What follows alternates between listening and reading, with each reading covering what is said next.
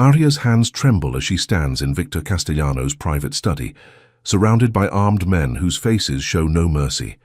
The tattoo on his forearm, a phoenix rising from flames with intricate Celtic knots, is identical to the one her mother has hidden beneath her sleeve for 25 years.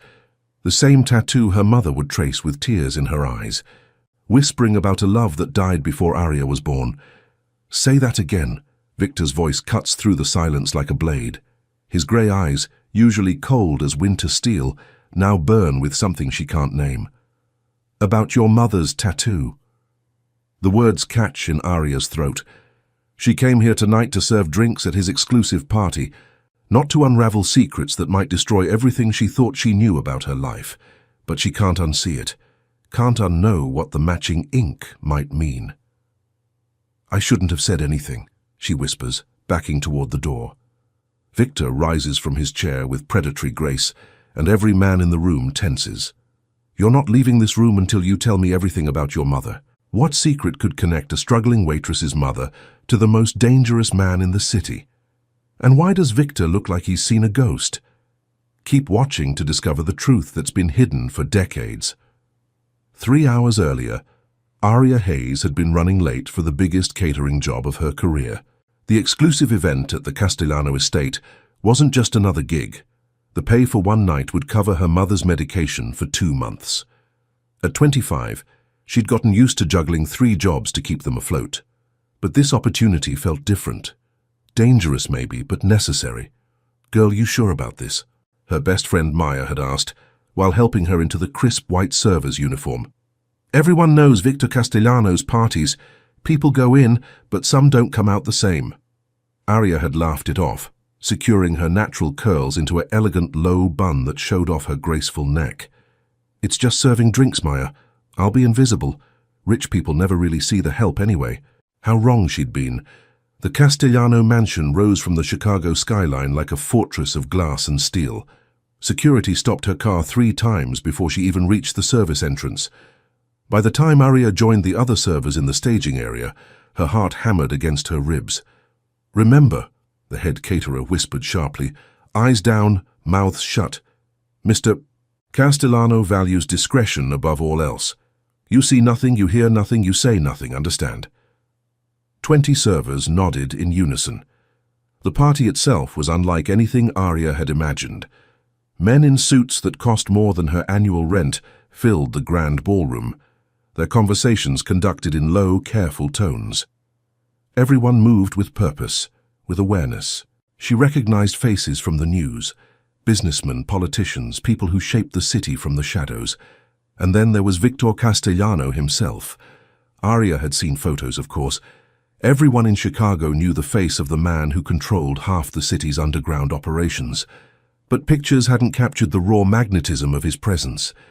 He stood near the floor-to-ceiling windows, a glass of whiskey in hand, surveying his domain like a king observing his kingdom. Tall and powerfully built, with dark hair touched with silver at the temples, he wore authority like a second skin. She'd been careful all night to avoid direct contact. Served drinks to his guests, refilled champagne flutes, cleared empty plates. Invisible, just as she'd planned. Until Victor Castellano reached for a glass from her tray, and his sleeve rode up. The tattoo stopped her heart, a phoenix rising from flames, surrounded by Celtic knots in a pattern she'd memorized from childhood. The exact same design her mother had on her left forearm. The tattoo she'd covered religiously, the one she'd never explained despite Aria's countless questions. Aria's sharp intake of breath made Victor's eyes snap to her face. For a moment, the noise of the party faded. His grey eyes narrowed, studying her with an intensity that felt like being X-rayed. "Something wrong?" His voice was deeper than she expected, rough velvet over steel.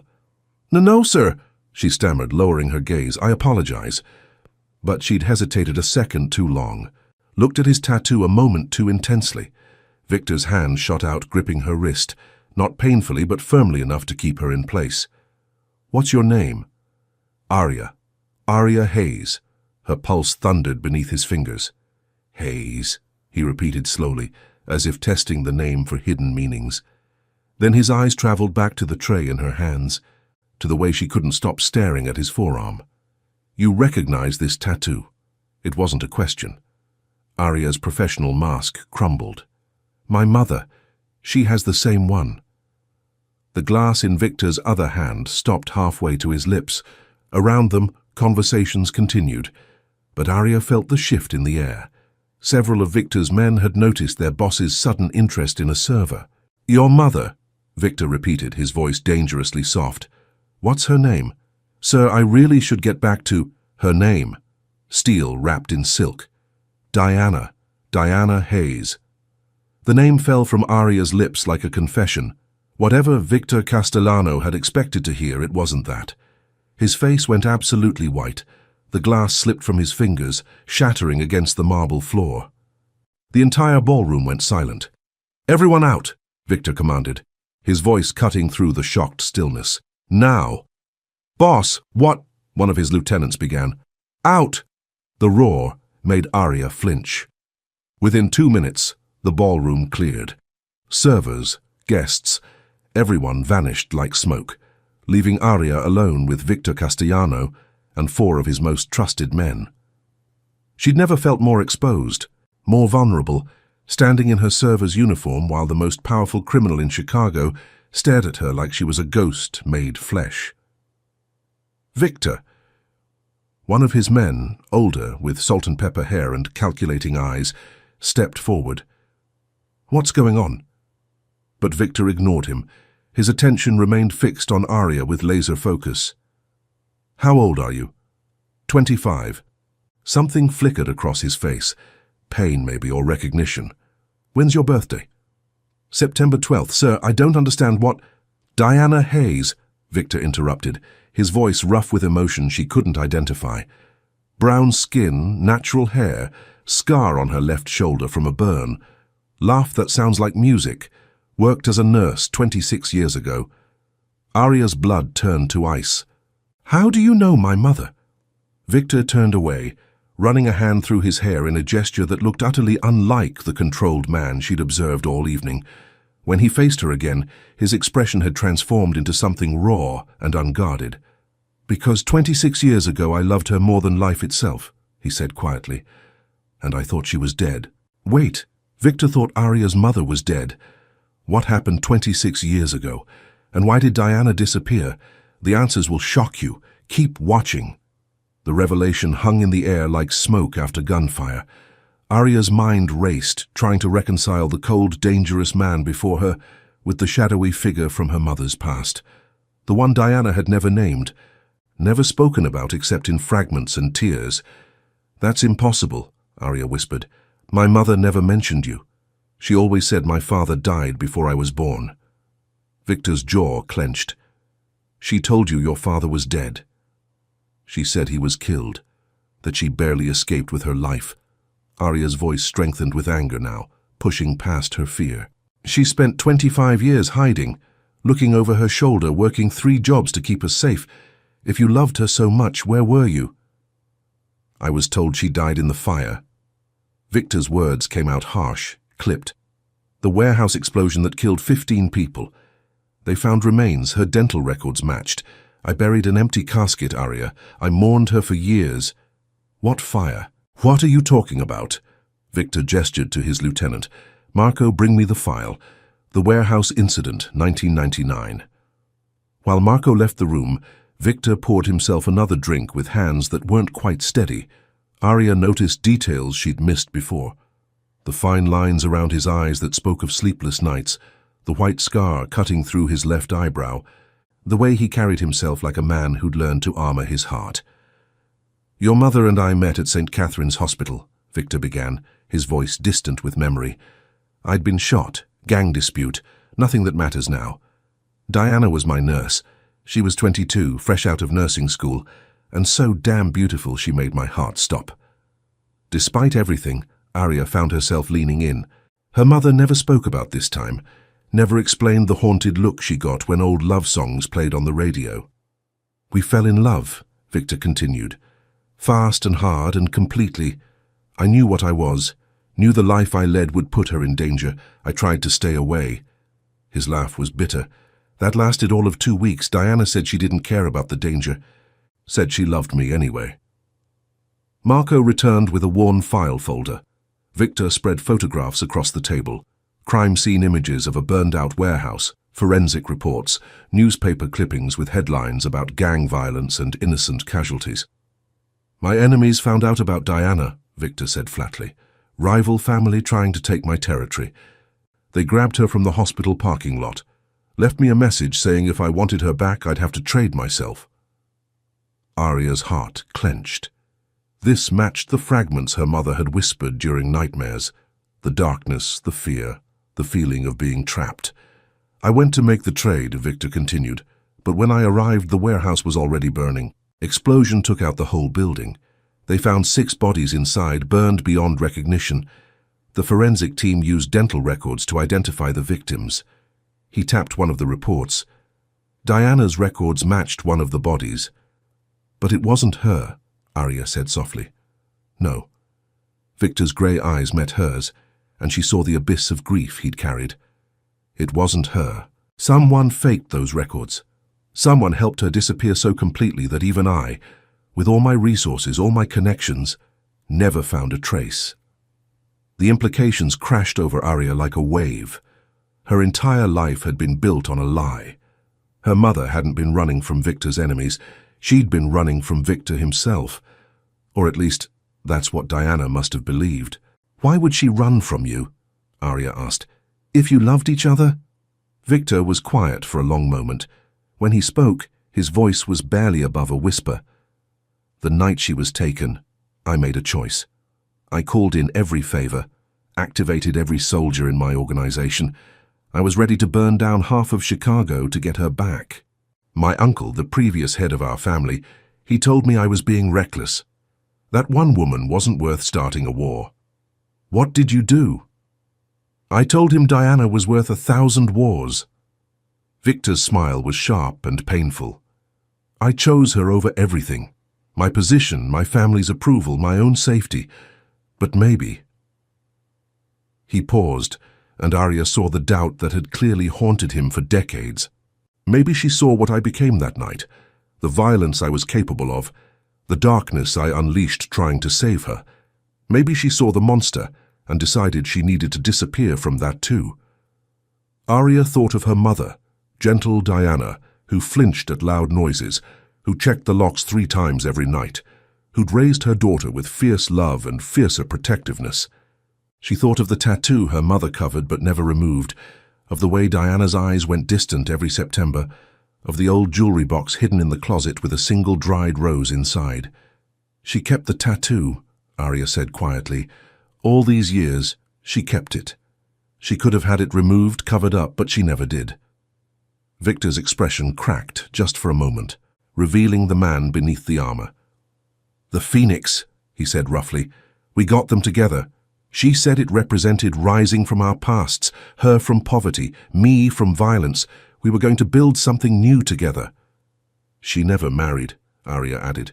Never dated. I used to ask her why, and she'd just say that some loves come once in a lifetime. Diana is alive. Victor spoke the words like a prayer and a curse combined. After all these years, she's alive. Where is she, Aria? The question hung between them, loaded, dangerous, full of possibility and threat. Aria straightened her spine, meeting Victor's intense gaze with newfound courage. She's safe. And before I tell you anything else, I need to understand something. Are you going to hurt her? Hurt her? Victor looked stunned. I spent 26 years grieving her. I never married, never moved on, never stopped seeing her face in my dreams. Diana was the only woman I ever loved. Why would I hurt her? Because she ran from you, Aria challenged. Because she let you think she was dead. Because she kept your daughter from you. The last words dropped like a bomb. Victor went absolutely still. What did you say? Aria's hands trembled, but she forced herself to continue. I was born September 12th, 1999, 9 months after the warehouse fire. My mother always told me my father died before I was born. But the timeline... She swallowed hard. The timeline matches, doesn't it? Victor sank into his chair, as if his legs could no longer support him. His face cycled through shock, realization, wonder and anguish in rapid succession. "You're mine," he breathed. "Diana was pregnant. She was carrying my child, and she let me believe both of you were dead." "She thought she was protecting me," Arya said, though she wasn't sure if she was defending her mother or explaining for her own benefit. "From your world, from the danger, she didn't give me a choice." Victor's voice was raw. 25 years, Arya. I missed 25 years of your life. First steps, first words, first day of school, everything. The pain in his voice was so real, so human, that Arya felt her defenses crumbling. This wasn't the cold mafia boss she'd expected. This was a man who'd lost everything, and was only now discovering what had been taken from him. "I need to see her," Victor said urgently, standing again. "I need to talk to Diana. Where is she? I can't just... Please." The words seemed to cost him. "I won't hurt her, I won't force anything. But I've spent over 2 decades mourning a ghost. I need to see her. I need to understand why she ran. I need..." His voice broke. "I need to tell her I'm sorry for not saving her soon enough." Arya's phone buzzed in her pocket. A text from her mother. "Hope the job is going well, baby. Don't forget to take your tips. Love you." Looking at that simple message, Arya made a decision that would change everything. "She's at our apartment," Arya said quietly, "but we do this my way. I call her first, prepare her. You don't show up with guns and soldiers. You come alone and you give her the choice to see you or not. Can you do that?" Victor nodded slowly. "Whatever she needs. Whatever you both need." "And one more thing," Arya added, channeling every ounce of strength she'd inherited from her mother. "If you break her heart again, if you bring danger to our door or make her regret staying alive, I don't care how powerful you are, I will make you regret it." For the first time that night, Victor smiled, a real smile that transformed his harsh features into something almost gentle. "You have your mother's fire," he said softly, "and apparently mine too. I wouldn't expect anything less from my daughter. Can you imagine finding out the most dangerous man in the city is your father? And wait until Diana sees Victor after 26 years. The reunion will leave you speechless. Keep watching." The drive to Arya's apartment felt surreal. She sat in the back of Victor's armored SUV, because apparently her father traveled nowhere without security, trying to process the fact that she'd used the word father in her thoughts.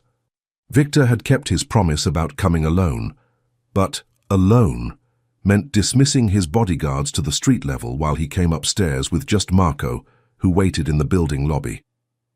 Arya had called her mother during the drive, keeping her voice carefully neutral. "Mom, something happened tonight, something important. I need you to sit down." "Baby, what's wrong? Are you hurt?" Diana's instant panic reminded Arya of a lifetime of her mother's protective instincts. "I'm fine, but I'm bringing someone home, someone you need to see." Arya took a breath. "Victor Castellano is alive, Mom, and he knows about me." The silence on the other end lasted so long, Arya thought the call had dropped. Then came a sound that broke her heart, her mother's sob, raw and full of 26 years of suppressed grief. "I thought I had more time," Diana whispered. "I thought I could protect you longer.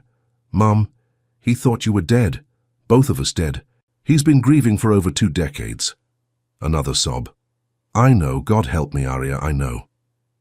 Now, standing outside their modest apartment door, Arya watched Victor transform. The powerful mafia boss had given way to a nervous man who'd checked his appearance in every reflective surface during the elevator ride. He'd rolled down his sleeves to cover the tattoo, then rolled them back up, fixed his hair 3 times. Arya might have found it endearing if her own heart wasn't hammering with anxiety. "She might not want to see me," Victor said quietly. "If she asks me to leave, then you leave," Arya confirmed. "No arguments, no force." He nodded, but his jaw was tight with tension. Arya unlocked the door. Their apartment was small, a 1-bedroom in a working-class neighborhood. Nothing like Victor's mansion, but it was clean, filled with plants Diana lovingly tended and decorated with photos chronicling Arya's entire life. Victor's eyes went immediately to those photos, drinking in every image of the daughter he'd never known. Diana stood in the living room and Arya's breath caught. Her mother had changed into a simple blue dress, the one she saved for important occasions.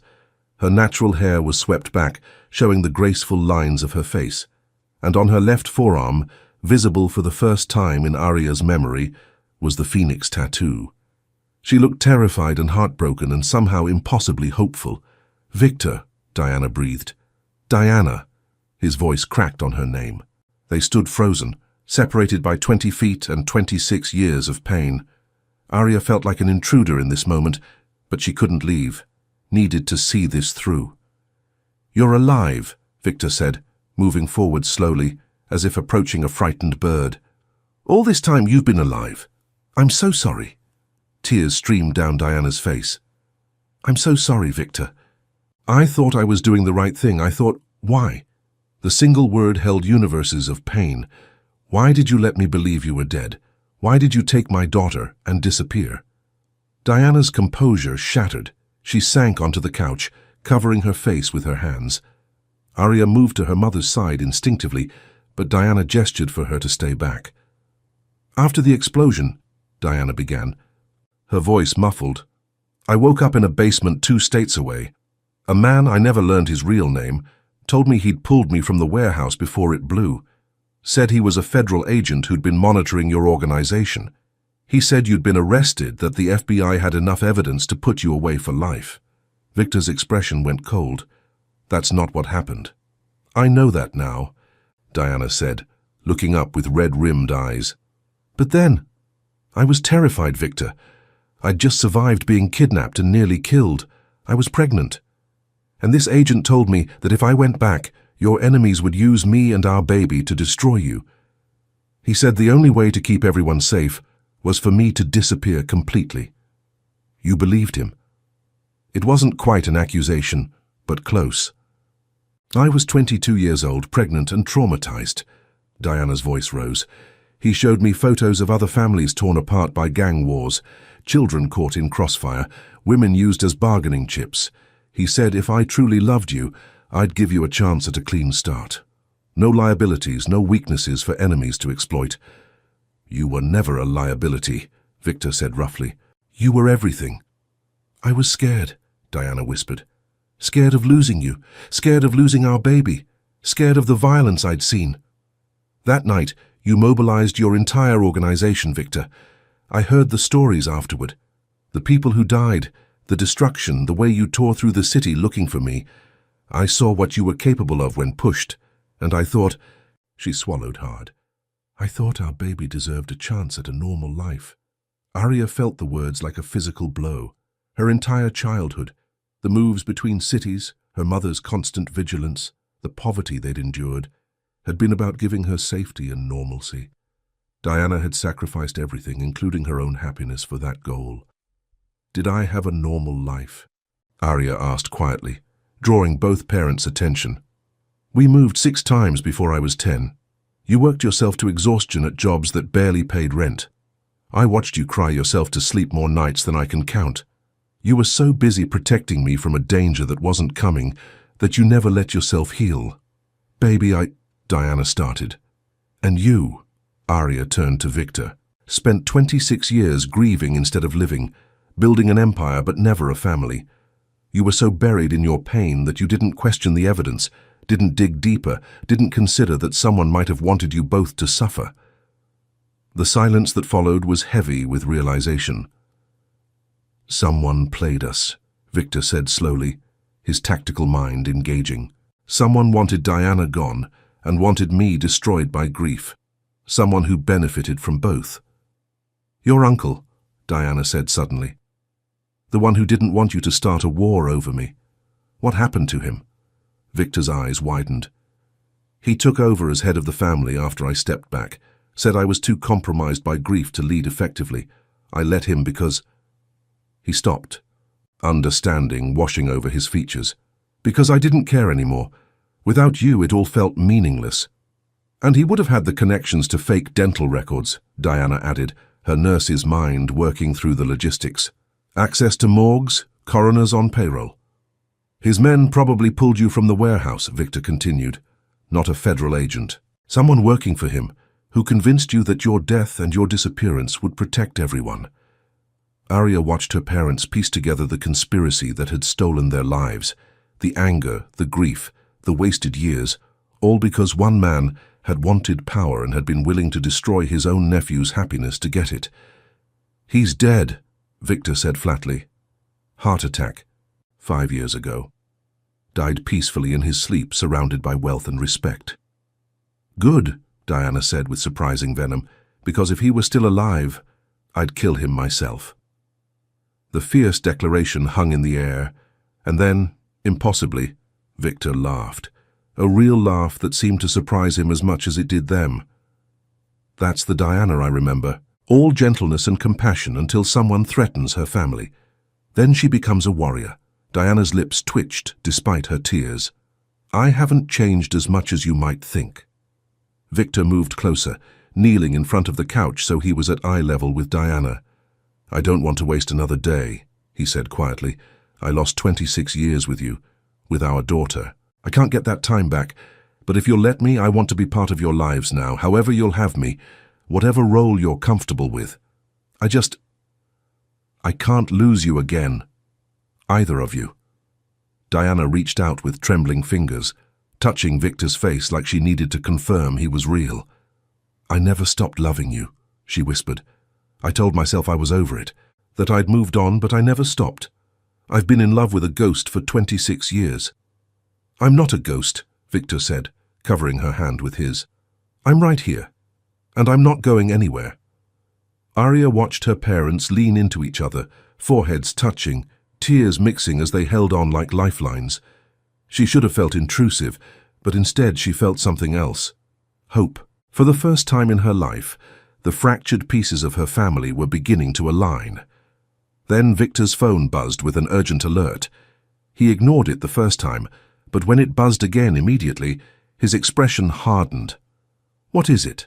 Diana asked, reading his change in demeanor instantly. Victor checked the message and his face went cold. "Someone just fired shots into my estate, and they left a message spray-painted on the gate. The past rises. Castellano blood for Castellano lies." Arya's stomach dropped. "What does that mean?" "It means," Victor said grimly, pulling out his phone to make calls, "that someone knows Diana is alive, and they're not happy about it. Just when this family is reunited, someone threatens everything. Who knows about Diana? And what do they want? The final chapter will have you on the edge of your seat. Don't stop now." Within 15 minutes, Victor had transformed their modest apartment into a command center. Marco and 4 other trusted soldiers secured the building's perimeter while Victor worked the phones. His voice clipped and authoritative as he gathered intelligence. Diana packed essential items with the practiced efficiency of someone who'd fled danger before. And Arya tried to process that her reunion with her father had immediately thrown them into the kind of danger her mother had spent a lifetime avoiding. "It's Lorenzo," Marco reported, entering the apartment with his weapon holstered but clearly ready. "Lorenzo Castellano just got released from prison yesterday. No one thought to flag it because he's been inside for 20 years. Victor's jaw clenched. "My cousin. He was one of the ones pushing my uncle to take control after Diana's death. I testified against him in a racketeering case." "He would have been 19 when the warehouse fire happened," Diana said, her voice steady despite the fear Arya could see in her eyes. "Old enough to be involved in the conspiracy. Old enough to want revenge for his father's death," Victor corrected. "My uncle was Lorenzo's father. When he died, Lorenzo blamed me for not being there, for abandoning the family." Arya's mind raced. "So he knows about Mom, about me." "Prison intelligence network is extensive," Marco said grimly. If Lorenzo had eyes on the boss, he would have seen Arya at the party, would have noticed the boss's reaction. "And now he wants to finish what was started 26 years ago," Victor concluded. "Destroy my family to punish me." Diana moved to Arya instinctively, putting herself between her daughter and potential danger, just as she'd done for 25 years. But this time, Victor moved too, positioning himself to shield them both. "We have options," Victor said, his tactical mind clearly working through scenarios. "I can get you both to a safe house across the country within hours. New identities, protection, everything you need. You disappear again, but this time with my resources to keep you truly safe. No, Diana's voice was firm. I spent 26 years running, Victor. I won't do it again. I won't let Arya grow up the way I did, always looking over my shoulder, never building real connections, living half a life. Then we end this, Victor said simply.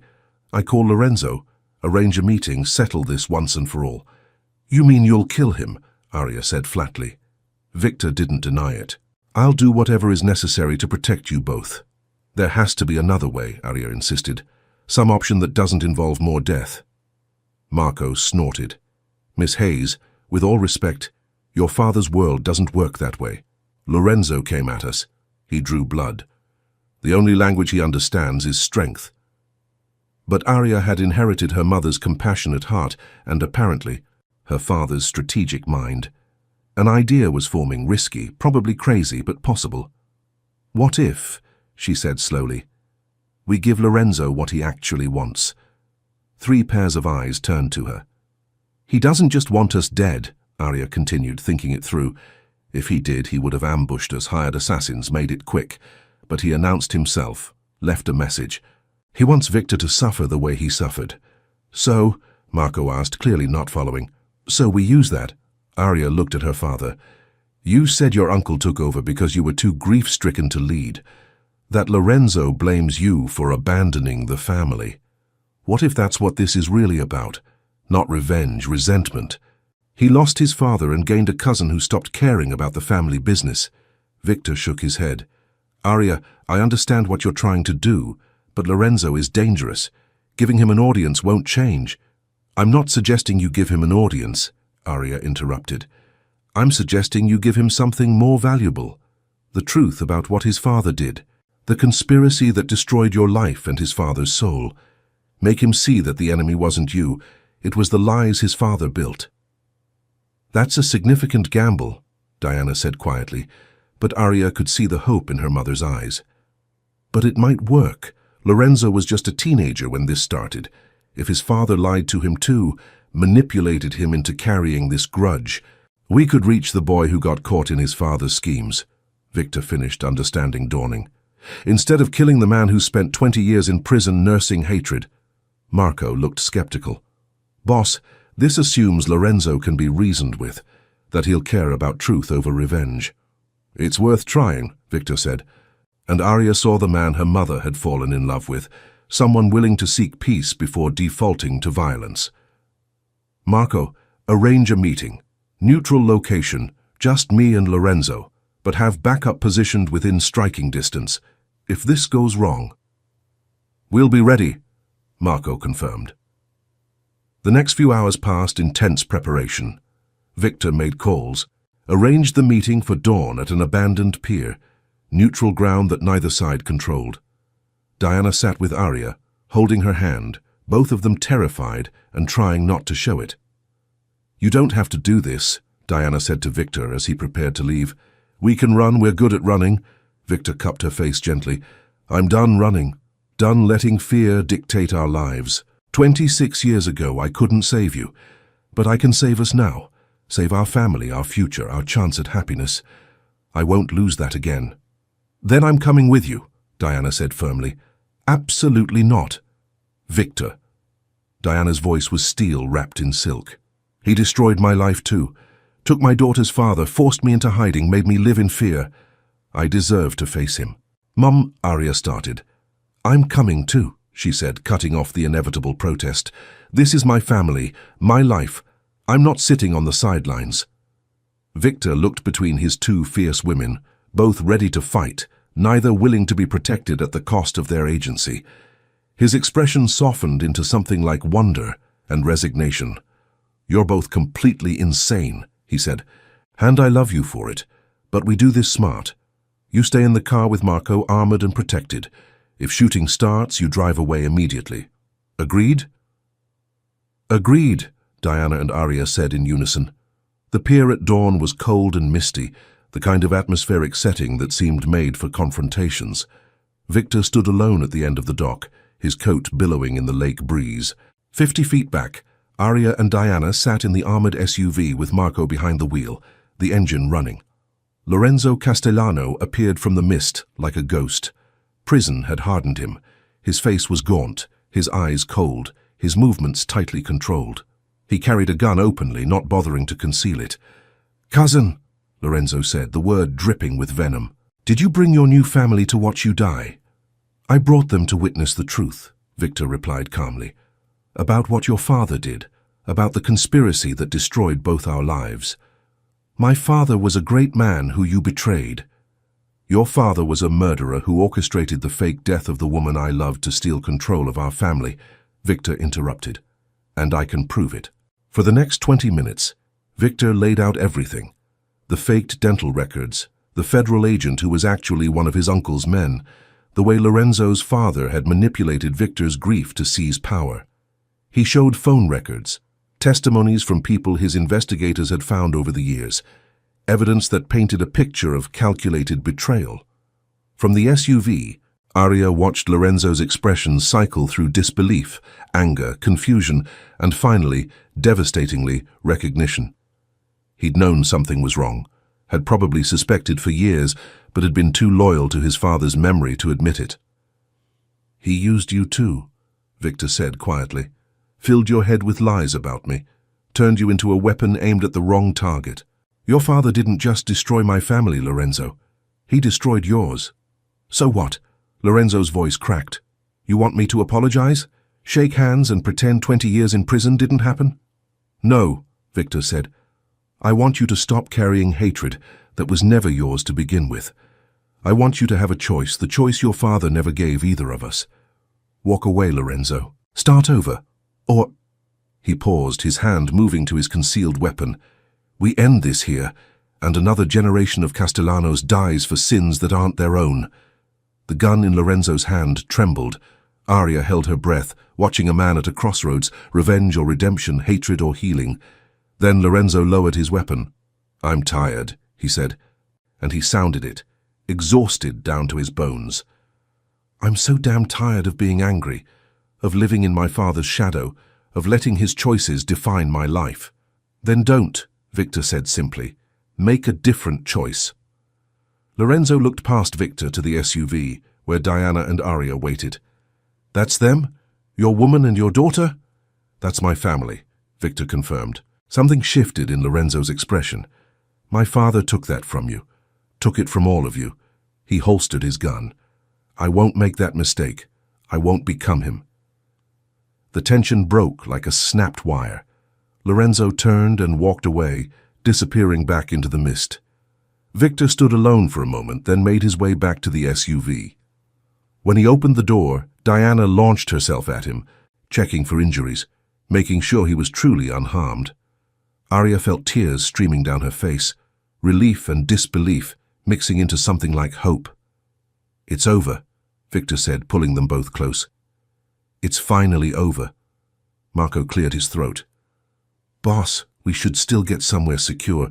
Just because Lorenzo walked away doesn't mean—" "I know," Victor said, "but for now, just for this moment, let me hold my family." And in that cold dawn on an abandoned pier in Chicago, a family that had been fractured for 26 years finally came together. Can you believe Lorenzo actually walked away? And now Victor, Diana, and Aria finally have their chance at being a family. But what does that look like after so much time apart? The epilogue will show you. 6 months later, Aria stood in the kitchen of her mother's new house. Not a mansion like Victor's estate, but a beautiful craftsman home in a safe neighborhood with actual neighbors and a garden Diana was already filling with flowers. The tattoo on Aria's forearm was still fresh, the phoenix design slightly modified from her parents' matching ink, but clearly part of the same family of symbols. "You didn't have to get it," Diana said, though her eyes were bright with emotion. "I wanted to," Aria replied, touching the healing skin gently. "We all rose from something, right? Might as well have the reminder." The doorbell rang, and Aria opened it to find Victor carrying bags of groceries. He'd developed a habit of showing up for Sunday dinners, claiming he'd forgotten what home-cooked meals tasted like. Nobody believed him, but nobody called him on it either. "Your mother texted me," Victor said by way of greeting, setting the bags on the counter. "Said you have news?" Arya exchanged a glance with Diana, who smiled encouragingly. "I got accepted," she announced. "Full scholarship to medical school, following in Mom's footsteps." Victor's face transformed with pride. "Arya, that's incredible. We should celebrate. I'll make reservations at—" "Dad," Arya interrupted, using the title that still felt new but increasingly natural. "We're celebrating here, with Mom's cooking and maybe a decent bottle of wine. Just us." "Just us," Victor repeated softly, as if testing the phrase. Then that gentle smile that Diana had fallen in love with decades ago. "There's nowhere else I'd rather be." As the afternoon shifted into evening, Arya watched her parents move around each other in the kitchen with increasing ease, passing ingredients, sharing private smiles, occasionally touching in ways that spoke of rediscovered intimacy. They were dating, technically, taking things slow after so much time apart, but Arya could see the endgame written in every glance, every gentle touch. Her phone buzzed with a text from Maya. "Still can't believe your dad is that Victor Castellano. Your life is literally a movie." Arya smiled and typed back, "More like a second chance for all of us." Because that's what this was, not a fairy tale ending, but a hard-won opportunity to rebuild what had been stolen. Victor still ran his organization, though with Diana's influence he'd been slowly shifting toward legitimate businesses. Diana had returned to nursing part-time, finding joy again in work she'd loved. And Arya. Arya was learning to balance her two worlds, the daughter of both a nurse and a mafia boss, belonging fully to both. "What are you thinking about?" Diana asked, catching Arya's distant expression. "Just that we're lucky," Arya said honestly. "It took 26 years and a random tattoo sighting, but we found our way back to each other." Victor raised his wine glass. "To random tattoo sightings, to impossible chances, to the family we lost and found again. To rising from the ashes," Diana added, touching her phoenix tattoo. "To second chances," Arya finished. They clinked glasses as the sun set over Chicago, three people who'd been broken apart by lies and brought together by truth. The road ahead wouldn't be easy. Nothing about their situation was simple or conventional. But they had something that had survived decades of separation, grief and loss. They had each other. And this time, nothing would tear them apart.